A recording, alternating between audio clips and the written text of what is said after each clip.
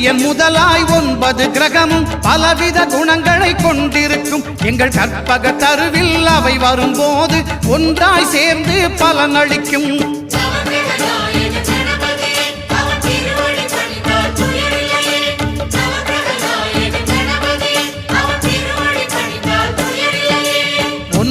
கோளும் ஒன்றாய் காண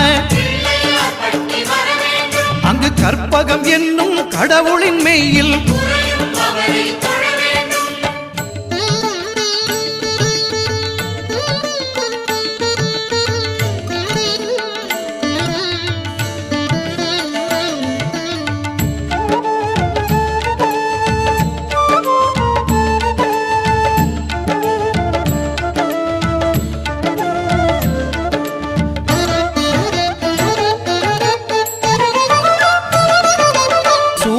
பகவான் ஒளிமுகம் காண